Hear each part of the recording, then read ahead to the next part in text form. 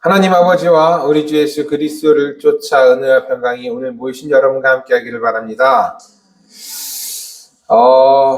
어느 한 가정의 아빠와 아들이 교회를 갔습니다. 아빠가 눈을 감고 기도하기 시작했어요. 오 하나님 아버지라고 기도를 하니까 그 아들이 이렇게 듣다가 아빠랑 같이 눈을 감으면서 이렇게 기도합니다. 오 하나님 할아버지 라고 이렇게 기도를 따라했습니다. 그러자 아빠가 아들에게 작은 목소리로 속삭였습니다. 야 너도 그냥 같이 하나님 아버지라고 하는 거야. 아들은 고개를 갸우뚱하면서 아빠에게 물었습니다. 아빠한테도 아버지고 나한테도 아버지야? 아빠는 그래 우리에게는 다 같은 아버지야. 이제 알겠지? 라고 대답해 주었습니다. 그러자 아들이 한참 생각하면서 하던 말이 그래 알았어 형 이라고 했답니다. 5월은 가정의 달입니다. 이 가정의 달에 하나님께서 여러분의 가정과 영적인 가정인 우리 교회에 넘치는 웃음과 축복을 주시기를 바랍니다.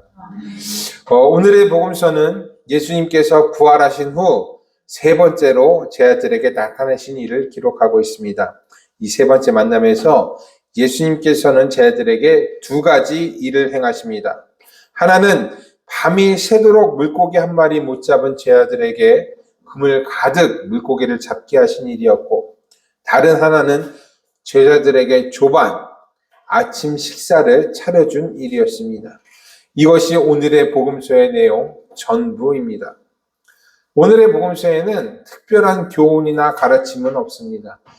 놀라운 기적의 사건도 아니면 하나님의 영광을 나타나는 일도 이런 일도 없어요. 그냥 예수께서 물고기를 잡게 하시고 아침 밥상을 차려준 것이 오늘의 복음서의 전부입니다. 하지만 제 아들에게 있어서는 적어도 이 아침 밥상, 이 밥상이 많은 것을 깨닫게 하는 그런 기회가 되었습니다. 예수님께서 베푸신 이 일에는요, 제 아들이 모를 수가 없는 의미와 사건들이 전부 들어가 있기 때문에 그렇습니다. 그리고 제 아들은 이 일을 통해서 자신들을 향한 예수님의 뜻을 이해하게 됩니다. 우리 역시도 이 복음서를 통해 우리를 향한 예수님의 뜻을 이해할 수 있게 될 것입니다. 오늘의 복음서는요, 디베랴 호수에서 일어난 일입니다. 제 아들은요, 디베랴 호수에 있었습니다. 디베랴 호수. 이 호수는요, 갈릴리 호수의 다른 말이에요. 우리나라에서도 같은 강을 지역과 지류에 따라 다르게 부르죠. 북한강이 남쪽으로 흘러서 한강과 남한강이 되는 것처럼 갈릴리 호수 주변에 디베랴라는 새로운 도시가 생기자 일부 사람들은 갈릴리 호수를 디베랴 호수라고 부릅니다. 하지만 이스라엘 사람들은요, 이 이름 좋아하지 않았어요.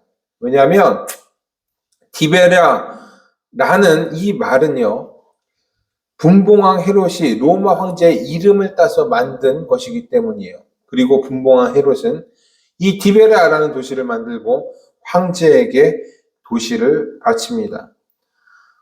그래서 이스라엘 사람들은 이 이름을 좋아하지 않았고, 성경에는 오늘의 복음서에만 이 이름이 등장합니다. 다른 복음서나 다른 사도들의 편지에는 이 이름이 등장하지 않아요.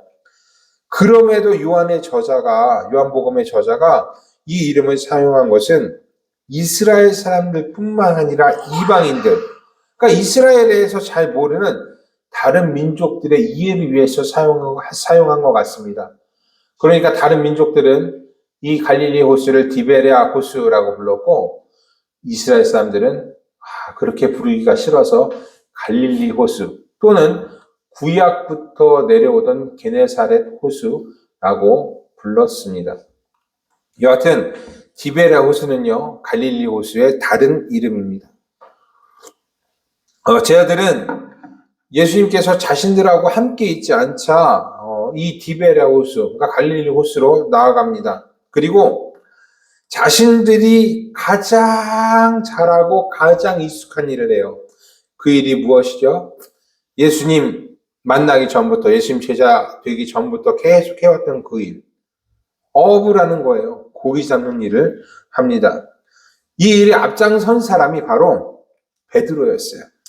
3절의 말씀입니다.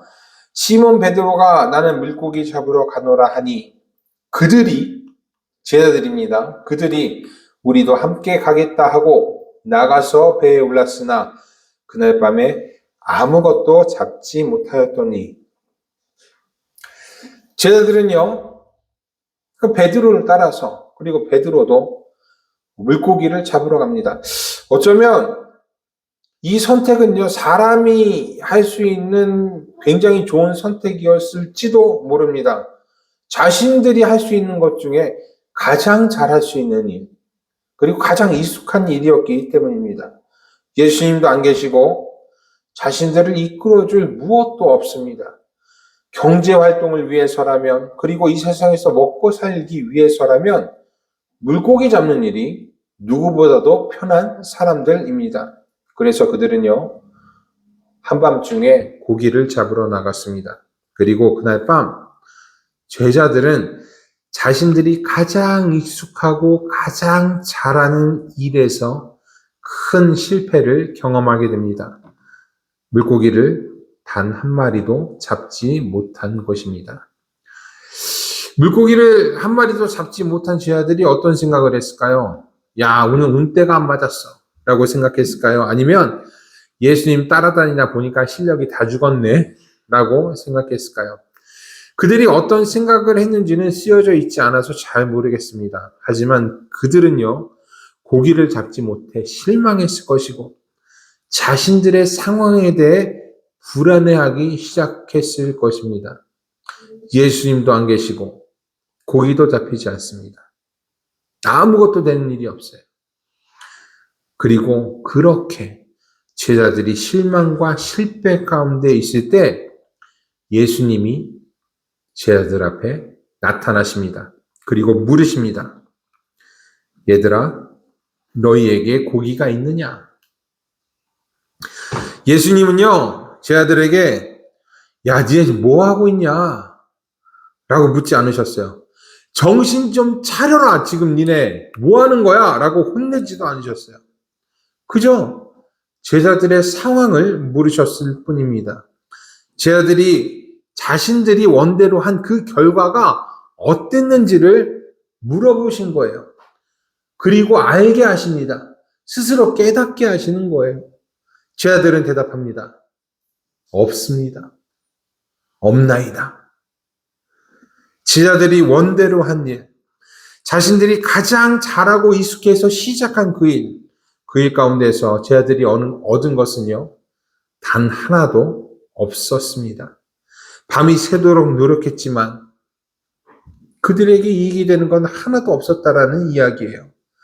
예수님과 함께하지 않고서는, 예수님을 떠나서는 무엇 하나 손에 쥘 수 있는 것이 없었다라는 것입니다. 이 말씀을 쭉 읽으면서 우리는요, 이렇게 생각합니다.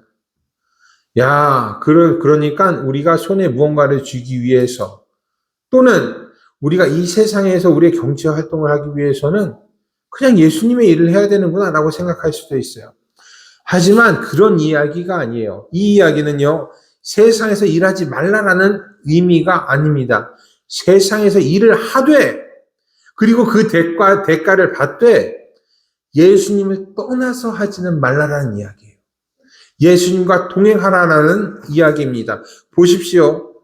분명 제자들이 자신의 뜻대로 갈릴리 호수에 나갔을 때는 호수에서 아무것도 얻지 못했습니다.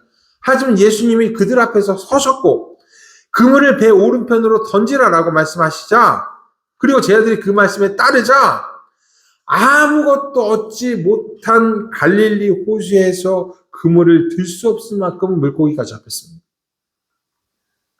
장소가 문제가 아닌 것이죠. 교회는 거룩하고 세상은 부정하다, 이것을 말하는 것이 아닙니다. 우리가 어디에 있든 예수님과 함께 있어야 한다라는 것이에요. 예수님과 동행하고 말씀을 따라서 살아가야 한다.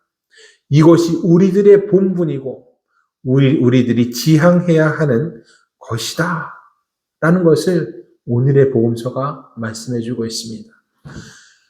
그리스도의 말씀대로 살고자 노력하는 것, 이 노력을 통해서 하나님은요 우리의 삶의 구석구석을 충만하게 채우실 것입니다.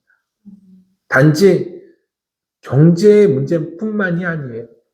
우리의 삶의 부족한 부분들, 건강, 그리고 여러 우리들의 명예까지도 하나님께서 구석구석 하나도 빠짐없이 채워주실 것이에요.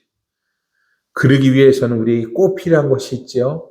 예수님과 동행하는 것, 예수님의 말씀을 따르는 것, 이것이 우리에게 있어서 굉장히 중요한 일입니다. 그렇게 해서 그물을 들 수 없을 만큼 제자들에게 물고기가 잡히자 그때 예수께서 사랑하시는 제자 요한은요 베드로에게 이렇게 말합니다. 주님이시다. 요한은요 예수께서 처음 베드로와 자신을 부르셨을 때 무슨 일이 있었는지를 기억해냈습니다. 밤이 새도록 물고기를 한 마리도 잡지 못하던 때가 또 있었지요. 그 일이 생각났습니다. 그때 예수님의 말씀대로 그물을 내리자 배가 잠길 만큼 물고기가 잡혔었습니다. 이것이 요한과 베드로가 예수님을 처음 만나게 된 것이었고 그로 인해서 요한과 베드로는 예수님의 제자가 되었습니다. 그래서 요한은요 베드로에게 말합니다. 주님이시다. 이 말을 들은 베드로가 어떻게 해요? 성질 급한 베드로가 겉옷을 딱 두르고 바로 바다로 뛰어듭니다. 성질이 급하니까 빨리 가고 싶은 거예요. 자, 그렇게 해서 가니까 다른 제자들은 어떻게 합니까?